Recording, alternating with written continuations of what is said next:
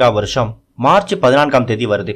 அன்னைக்கு தினம் என்ன செய்யணும், எப்படி விரதம் இருக்கணும், எப்படி வழிபாடு பண்ணணும், என்ன விதமான நைவேத்தியம் செய்யணும், இது மாதிரி பல விஷயங்களை இந்த பதிவுல பார்க்க போறோம்.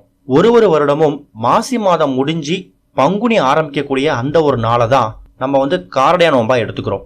காரடையா நோன்பு அப்படிங்கிறது சத்யவான் சாவித்திரி இவங்களோட கதை தான். அதாவது கணவர் சத்யவான் மேல சாவித்திரி எந்த அளவுக்கு பாசம் வச்சிருக்காங்க அப்படிங்கிற உணர்த்துற விதமா திருமணமான பெண்கள் அவங்களோட கணவரோட ஆயுள் அதிகரிக்கணும் அப்படிங்கிறதுக்காகவும், திருமணம் ஆகாத பெண்கள் நல்ல திருமண வரன் அமையணும் அப்படிங்கிறதுக்காகவும் எடுக்கக்கூடிய ஒரு அற்புதமான விரதம் தான் இந்த காரடையா நோன்பு. சத்யவான் சாவித்திரி இந்த கதை பல பேருக்கு தெரிஞ்சிருக்கும். தெரியாதவங்களுக்காக இந்த கதை. யமனோட பாச கையில மாட்டிட்டு இருக்கக்கூடிய தன்னோட கணவர் சத்யவானை மீட்கிறதுக்காக யமலோக வாசல் வரைக்கும் போய் சாவித்திரி பல வரங்களை பெற்று அதுல ஒரு வரம் மூலியமா தன்னோட கணவரை உயிரோட மீட்டு கொண்டு வராங்க. இதுக்கு அவங்க வணங்கின தெய்வம் கௌரி தேவி, காமாட்சி அம்மன். அதனால அன்னைக்கு தினம் சுமங்கலி பெண்கள் காமாட்சி அம்பாளை வழிபடுறது ரொம்ப சிறப்பு. அந்த வகையில மார்ச் 14ஆம் தேதி காரடையா நோன்பு அப்படிங்கிறது காலையில 6:40 மணிக்கு தான் விரதம் ஆரம்பிக்குது. விரதம் முடியக்கூடிய நேரம் மதியம் 12:48. கிட்டத்தட்ட ஒரு 6 மணி நேரம் இந்த விரதம் இருக்கு. காலையிலிருந்து சாப்பிடாம திருமணமான பெண்கள் விரதம் இருக்கலாம். சாப்பிடாம விரதம் இருக்க முடியாதவங்க பாலும் பழம் மட்டும் எடுத்து கூட விரதம் இருக்கலாம். அது எந்த தவறும் கிடையாது. சரியா அந்த விரதம் முடிய போறதுக்கு கொஞ்ச நேரத்துக்கு முன்னாடி நீங்க உங்க வீட்டோட பூஜையில விளக்கேற்றி வச்சு ஒரு இலை ஒன்று போட்டுருங்க.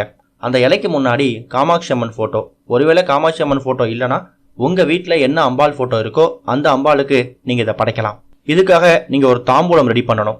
மஞ்சள் குங்குமம், வெற்றிலை பாக்கு, முடிஞ்சா ரவிக்கை துணி.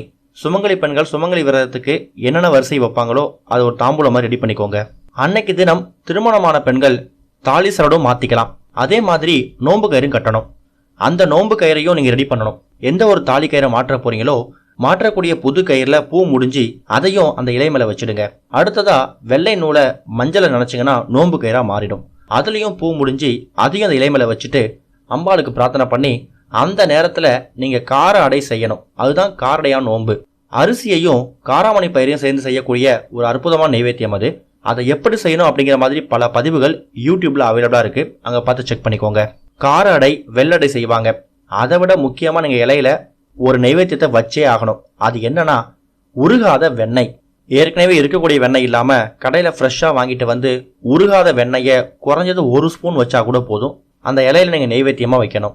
சரியா ஒரு 12:38, 12:40 இந்த மாதிரி நேரத்துல தாலி சரடு மாத்திக்கிறவங்களும் தாலி சரடு மாத்திக்கலாம். அந்த நோன்பு கயிறையும் எடுத்து கழுத்துல கட்டிக்கலாம். இந்த நோன்பு எடுக்கிற பழக்கம் இல்லாதவங்க, இந்த விரதம் இருக்கிறதுக்கு யோசிக்கிறவங்க தாராளமா அவங்க வீட்டுல எப்பவும் போல அம்பாளை கும்பிட்டுட்டு பக்கத்துல இருக்கக்கூடிய ஏதாவது ஒரு அம்பாள் கோயிலுக்கு போயிட்டு தரிசனம் பண்ணிட்டு வாங்க. அதுவும் சிறப்பு தான். அதனால மார்ச் 14ஆம் தேதி காலையில 6:40க்கு ஆரம்பிக்கக்கூடிய இந்த காரடையா நோன்பு மதியம் 12:48 வரைக்கும் இருக்கு. சரியா ஒரு 12:40, 12:46 இந்த நேரத்துல தாலி சரடும் மாத்திக்கலாம். அம்பாளுக்கு நைவேத்தியம் வச்சு படைச்சிட்டு அந்த நோன்பு கறி கழுத்துல கட்டிக்கலாம். ஓம் ஸ்ரீ குருபியோ நமக. ஓம் ஸ்ரீ மகா பெரியவா சரணம்.